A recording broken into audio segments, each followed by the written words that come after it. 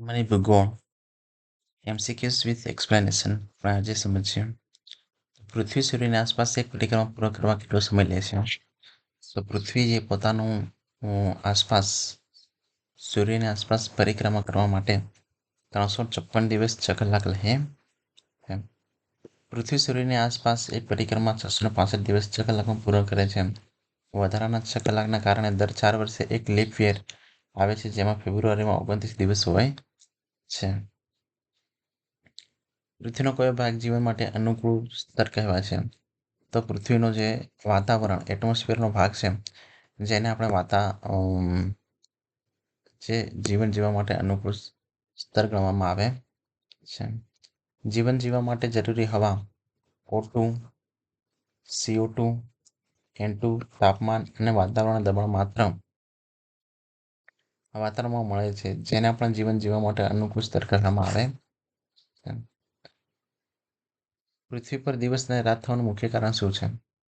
પૃથ્વી પર જે દિવસ અને રાત થવાનું કારણ પૃથ્વીની પરિભ્રમણ છે. પૃથ્વીનું પરિભ્રમણ એટલે કે આ પૃથ્વી છે એ આ એક્સલ છે. શું છે? આ એક્સલ. તો અહીંયા જે પોતાની પરિભ્રમણ કરે છે અહીંયાથી, તેના કારણે રાત અને દિવસ થાય છે. પૃથ્વી પોતાની ધરી પર પશ્ચિમથી પૂર્વ તરફ 24 કલાકમાં ફરી લે છે, જેને કારણે એક ભાગ પર સૂર્ય સામે રહે છે અને બીજા ભાગ સૂર્યથી દૂર રહે છે. તેને આપણે રાત કહેવાય છે. પૃથ્વીની આંતરિક રચનામાં સૌથી બહારનો સ્તર કયો છે? એ પૃથ્વીની આંતરિક રચના છે એની અંદર સૌથી જે બહારનો ભાગ છે તેને ક્રસ્ટ કહેવામાં આવે છે. દાખલા તરીકે આ પૃથ્વી છે, બરાબર, જેને આ ભાગ છે જેની અંદર આ બધા સ્તરો આવેલા છે. જે ઉપરનો સ્તર છે આ સ્તર, તેને આપણે ભૂપૃષ્ઠ કહેવાય છે. શું કહેવાય છે? ભૂપૃષ્ઠ કહેવામાં આવે છે. પૃથ્વીનું બંધારણ છે 3 ભાગોમાં વહેંચેલું છે: ક્રસ્ટ, મેન્ટલ અને કોર. કોરની વાત કરીએ તો કોર આપણે જે અંદર મધ્યની અંદર કોર આવેલું હોય છે.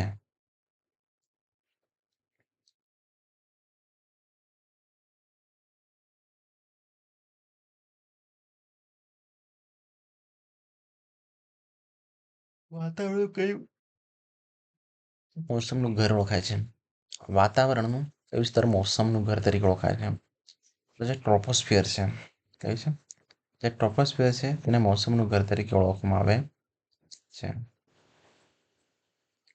ટ્રોપોસ્ફિયર પૃથ્વીનું લગભગ 12 કિલોમીટર વિસ્તરેલું છે, જ્યાં વરસાદ, પવન, વાદળો જેવી મોસમની ઘટનાઓ અહીં જ બને છે. એટલે કે આ પૃથ્વી છે અને અહીંયાથી 12 કિલોમીટર છે. તો જે પૃથ્વી છે અને 12 કિલોમીટર સુધી વરસાદ, હવા, પવન, વાદળ અહીં થતા હોય છે. ઉપર આના જે ઉપરનું વાતાવરણ છે એને વાતાવરણની અંદર થતું નથી. પૃથ્વીના ભૂપૃષ્ઠનો કેટલો ભાગ પાણીથી વપરાયેલો છે? એનો છે 29% ભાગ. પૃથ્વીનો પૃષ્ઠફળનો કેટલો ભાગ પાણીથી અવરોધાયેલો છે? તો એનો છે કે 71% ભાગ આ પૃથ્વી છે અને આ 71% ભાગ અને 29% આ પૃથ્વીનો પોપડો છે. શું છે? આ પૃથ્વીનો પોપડો. અને બાકીનો જે આ પાણી છે, આ 71% ભાગ છે એ પાણી છે. શું છે? પાણી. પૃથ્વીને બ્લુ પ્લેનેટ કહેવામાં આવે છે કારણ કે તેમાં 71% ભાગ પાણી મહાસાગરોથી આવરેલો છે. માત્ર 29% ભાગ જમીન આવેલી છે. જ્વાર ભાત ટાઇડસ થવાનું મુખ્ય કારણ શું છે? જે ટાઇડ્સ એટલે ભરતીમાં ઊંટ અને જ્વાર આવે છે. શું આવે છે? ઊંટ અને જ્વાર આવે છે તેનું મુખ્ય કારણ તેનું મુખ્ય કારણ છે ચંદ્રનો આકર્ષણ. શું છે? કે ચંદ્રનું જે ગુરુત્વાકર્ષણ બળ છે તેનું જે મેઇન કારણ છે કે જેના થકી માંસ અને પૂનમનો જે ભરતી અને ઊંટ આવે છે. જ્વાર ભાટ એટલે કે જ્વાર જ્યારે ટાઇડ્સ મુખ્યત્વે ચંદ્રના આકર્ષણ બળના કારણે થાય છે. સૂર્યનો પણ ભાગ છે જે આપણા મુખ્ય અસર દર્શાવે છે, પરંતુ ચંદ્રનો જે નજીકતાના કારણે એ વધારે ચંદ્રથી ને કારણે જ્વાર અને ભાટ આવતું હોય છે. કયા મહાસાગરમાં સૌથી ઊંડો ખાડો મેરિયાના ટ્રેન્ચ આવેલો છે? તો પ્રશાંત મહાસાગરની અંદર ઊંડો ખાડો આવેલો છે. કયા સાગરની અંદર? તો પ્રશાંત મહાસાગરની અંદર. મેરિયાના ટ્રેન્ચ વિશ્વનો સૌથી ઊંડો ખાડો છે જે પ્રશાંત મહાસાગરમાં આવેલો છે. તેની ઊંડાઈ અંદાજે 11,034 મીટર છે. પૃથ્વીનો આકાર કેવો છે? તો પૃથ્વીનો આકાર એ ધ્રુવો પર છેપો પડેલો ગોળ એટલે ધ્રુવો પર ચપટો છે. કેવો છે? ચપટો. ઓબ્લેટ સેફરોઇડ. પૃથ્વી સંપૂર્ણ ગોળ નથી. ધ્રુવો પર થોડો ચપટો અને ભૂમધ્ય રેખામાંથી ફૂલેલો છે, જેથી તેને ઓબ્લેટ સ્ફેરોઇડ પણ કહેવામાં આવે છે. ઝીરો અક્ષાંશ લેટિટ્યુડ કયા નામે ઓળખાય છે? તો જે ઝીરો અક્ષાંશ લેટિટ્યુડ છે તેને આપણે ભૂમધ્ય રેખા ઇક્વેટર, શું કહીશું કે ભૂમધ્ય રેખા ઇક્વેટર પણ કહેવામાં આવે છે.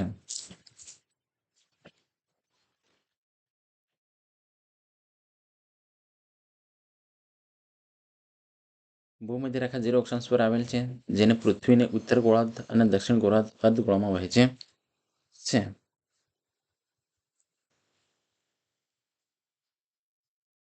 ફોર એક્ઝામ્પલ, આ પૃથ્વી છે. શું છે? આ પૃથ્વી છે. તો જે વચ્ચેનો ભાગ છે, શું છે? આ વચ્ચેની જે લાઈન છે એને ભૂમધ્ય રેખા કહેવામાં આવે છે.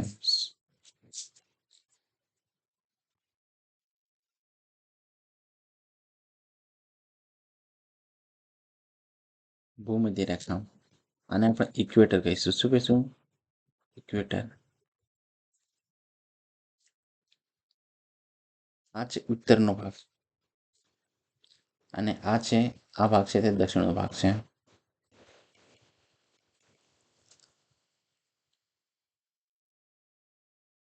પ્રાઇમ મેરિડિયન 0 રેખાંશ કયા શહેરમાંથી પસાર થાય છે? તો તે લંડન ગ્રીનવિચમાંથી પસાર થાય છે. પ્રાઇમ મેરિડિયન 0 રેખાંશ તરીકે ઓળખાય છે, જેને ઇંગ્લેન્ડના ગ્રીનવિચ ઓબ્ઝર્વેટરીમાંથી પસાર થાય છે. સમગ્ર વિશ્વનો સમય GMT અને UTC અહીંથી ગણી શકાય છે. પૃથ્વી પર કયું ગેસ સૌથી વધુ પ્રમાણમાં છે? તો પૃથ્વી પર નાઇટ્રોજન N2 એ સૌથી વધુ છે. આશરે નાઇટ્રોજન 78%. કેટલું છે? 78% જેટલું છે. આપણે સમજણ નીચે જોઈએ તો પૃથ્વીનું વાતાવરણમાં નાઇટ્રોજન 78% છે. કેટલું છે? 78%. ઓક્સિજન, જેને આપણે O2 થી પણ ઓળખી શકાય છે, તેને 21% છે. કેટલું છે? 21%. અને અન્ય ગેસ છે, અન્ય ગેસ CO2, ઓર્ગોન વગેરે આશરે 1% છે.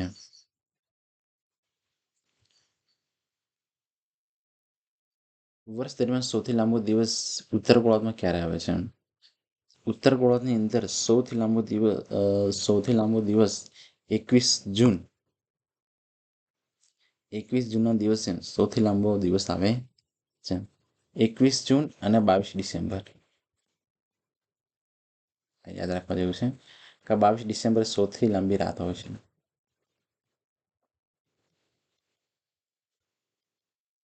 સૌથી લાંબી રાત 22 ડિસેમ્બરે હોય છે અને 21 જૂનના દિવસે દિવસ લાંબો હોય છે.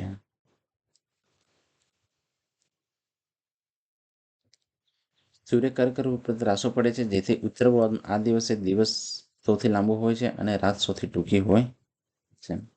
પૃથ્વી પર ઋતુઓ બદલાવાનું મુખ્ય કારણ શું છે? તો પૃથ્વી પર જે ઋતુઓ બદલાય છે તેનું મુખ્ય કારણ પૃથ્વીની ધરીનું ઝુકાણ અને પરિક્રમા હોય છે. શું છે? તે પૃથ્વીની પરિક્રમા તેનું મુખ્ય કારણ હોય છે. પૃથ્વીની ધરી 23.5 ઝૂકેલી છે અને તે સૂર્યની આસપાસ પરિક્રમા કરે છે, તેથી સૂર્યકિરણનો ત્રાસો બદલાય છે અને ઋતુઓ સમર, વિન્ટર, ઓટમ, સ્પ્રિંગ આ ઋતુઓ બનતી હોય છે. ઓઝોન સ્તર મુખ્યત્વે વાતાવરણમાં કયા ભાગમાં આવેલું છે? ઓઝોન સ્તર તે સ્ટ્રેટોસ્ફિયરમાં આવેલું હોય છે. ક્યાં આવેલું હોય છે? સ્ટ્રેટોસ્ફિયરની અંદર આ ઓઝોન સ્તર આવેલું હોય છે. ઓઝોન સ્તર સ્ટ્રેટોસ્ફિયરમાં 20-30 કિલોમીટર ઊંચાઈ હોય છે, જે સૂર્યના નુકસાનકારક અલ્ટ્રાવાયોલેટ કિરણો શોષી લે છે.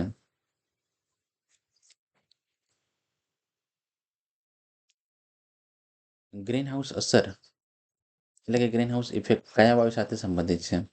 તો છે કાર્બન ડાયોક્સાઇડ. કયા વાયુ સાથે? તો કાર્બન ડાયોક્સાઇડ સાથે સંબંધિત છે. ગ્રીન હાઉસ અસર મુખ્યત્વે વાયુ CO2, CH4, N2O જે પૃથ્વીનું તાપમાન વધારવામાં મહત્વની ભૂમિકા ભજવે છે, જેના કારણે ગ્લોબલ વોર્મિંગ થાય છે. એઆઈ નીનો શબ્દ કયા પ્રાકૃતિક ઘટનાથી બને છે? તો એઆઈ નીનો એ પ્રશાંત મહાસાગરના સમુદ્રના પ્રવાહો છે, જેના કારણે આ એઆઈ નીનો શબ્દ એ પ્રાકૃતિક ઘટનાથી બનતો હોય છે. એઆઈ નીનો એ પ્રશાંત મહાસાગરના સમુદ્ર પ્રવાહોમાં તાપમાનમાં ફેરફાર થાય છે, જેના કારણે વિશ્વમાં અસામાન્ય વરસાદ, દુષ્કાળ અને હવામાનના પરિવર્તનને કારણે થાય છે. પૃથ્વી પરના તમામ લંબાઈના રેખાંશ લોન્જિટ્યુડ્સ કયા બિંદુ પર મળે છે? તો તે ઉત્તર ધ્રુવ અને દક્ષિણ ધ્રુવમાં મળે છે. ક્યાં મળે છે? ઉત્તર ધ્રુવ અને દક્ષિણ ધ્રુવની અંદર. આ ઉત્તર ધ્રુવ છે અને દક્ષિણ ધ્રુવ છે. તો બધા જ જે થાય છે એ અહીંયા અને અહીંયા મળે છે. બધા રેખાંશ ધ્રુવો પર મળી જાય છે, જ્યારે અક્ષાંશો ક્યારેય નથી મળતા. તે હંમેશા સમાંતર રહેતા હોય છે. અને આ જે છે પૃથ્વી ગોળ છે, બરાબર, માટે તેઓ એમ ફરી અને એમ મળતા હોય છે. શું થતા હોય છે? એમ મળતા હોય છે. તેઓ ક્યારેય મળતા નથી. પણ આ રેખાંશો એ એક જગ્યા પર મળી જાય છે.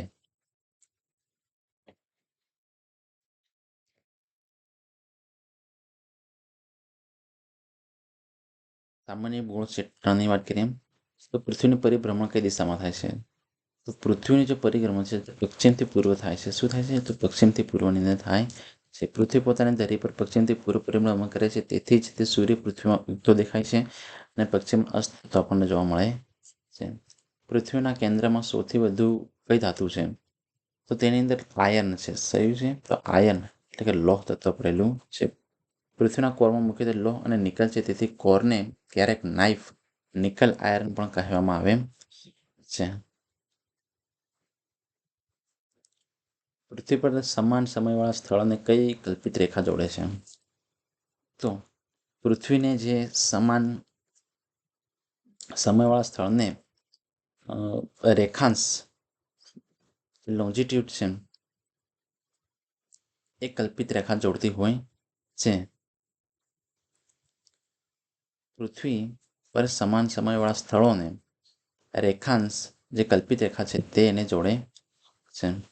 પૃથ્વીના સમયના આધાર રેખાંશ છે, દરેકને 15 રેખાંશનું અંતર 1 લાખ સમયનો તફાવત દર્શાવે છે. 23.5 ઉત્તર અક્ષાંશ પર આવેલી કલ્પિત રેખા કઈ છે? 23.5 અક્ષાંશ ઉત્તર અક્ષાંશ પર આવેલી કલ્પિત રેખા કર્કવૃત છે. કઈ છે? કર્કવૃત છે. તો કઈ રીતે કે રેખાંશ આપણે અહીંયા પસાર થાય છે, અહીંયા પસાર થાય છે અને અહીંયા, આને આપણે કર્કવૃત કહીશું. કઈ કહીશું? કર્કવૃત. અને વિષુવવૃત્ત અને આને મકરવૃત્ત કહીશું. મકરવૃત્ત કહીશું. કર્કવૃત્ત 23.5 ઉત્તર અક્ષાંશ પર આવેલો છે. ભારતમાં તે 8 રાજ્યોમાંથી પસાર થાય છે, જેમાં ગુજરાત પણ સામેલ છે. પૃથ્વી પર સૌથી વધુ ભૂભાગ કયા અર્ધગોળાર્ધમાં આવેલો છે? તે ઉત્તર ગોળાર્ધની અંદર આવેલો છે. ક્યાં આવેલો છે? ઉત્તર ગોળાર્ધની અંદર. વિશ્વના 2.3 ભાગની જમીન ઉપર અર્ધગોળાર્ધમાં ઉત્તર અર્ધગોળાર્ધમાં આવેલો છે, જેથી તેને લેન્ડ હેમિસ્ફિયર પણ કહેવામાં આવે છે. કયો દેશ સૂર્યોદયનો દેશ તરીકે ઓળખવામાં આવે છે? તમને બધાને ખબર છે કે જાપાન. કયો દેશ? જાપાનને આપણે ઉત્તર સૂર્યોદયનો દેશ પણ કહેવામાં આવે છે. જાપાન પૂર્વ તરફ આવેલો હોવાથી ત્યાં સૌપ્રથમ સૂર્યોદય જોવા મળે છે, તેથી તેને લેન્ડ ઓફ રાઇઝિંગ સન કહેવામાં આવે છે. ચંદ્રને પૃથ્વીનો ઉપગ્રહ કેમ કહેવામાં આવે છે? કારણ કે તે પૃથ્વીની આસપાસ ફરે છે. શા માટે ફરે છે? પૃથ્વીની આસપાસ ફરે છે. ચંદ્ર પૃથ્વીની પરિક્રમા કરે છે. પૃથ્વીનું આકર્ષણ બળ પોતાની કક્ષા ઓર્બિટમાં રાખે છે, જેથી તેને પૃથ્વીનો કુદરતી ઉપગ્રહ માનવામાં આવે છે.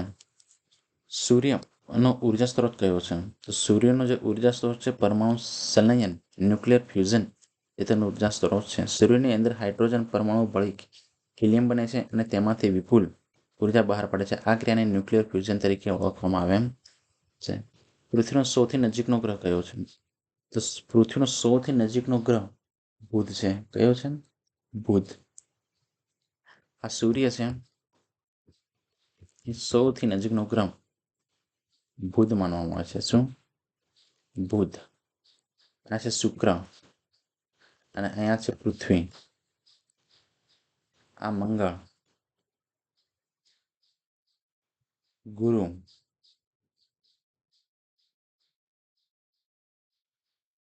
શનિ,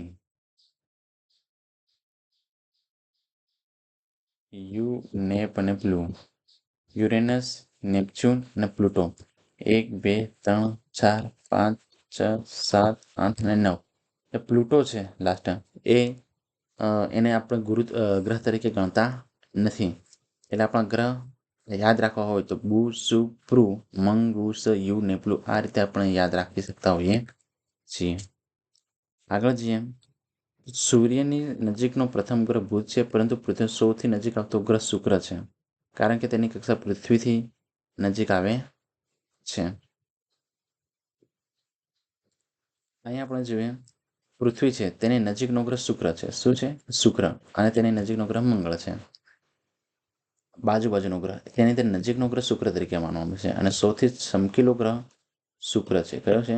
શુક્ર. અને જે શનિ છે, બુધ, ગુરુ, બુ સુ પ્રુ મંગ ગુ સ, આ જે શનિ છે એની પર આવા વલય આવેલા છે. કેવા? આ ગોળાકાર વલય આવેલા છે. વિશ્વમાં દિવસ અને રાત લગભગ સમાન લંબાઈના કયા દિવસે આવે છે? તો તે 21 જૂન અને 22 ડિસેમ્બર.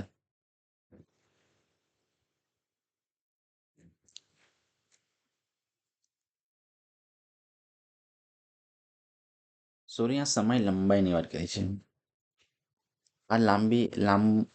આ છે 21 જૂન, જે લાંબા દિવસ માટે જણાતો છે, અને 22 ડિસેમ્બર લાંબી રાત માટે જણાય છે. લાંબી રાત. આ પણ 21 માર્ચ અને 23 સપ્ટેમ્બરે, જેને દિવસ અને રાત સરખા હોય છે. દિવસ રાત સરખા. તે ક્યારે આવે છે? 21 માર્ચ અને 23 સપ્ટેમ્બરના રોજ હોય છે. આ દિવસને આપણે યુનિક સોન કહે છે. તે દિવસે સૂર્ય ભૂમધ્ય રેખા પર સીધો ત્રાસો પડે છે અને દિવસ રાત સમાન હોય છે.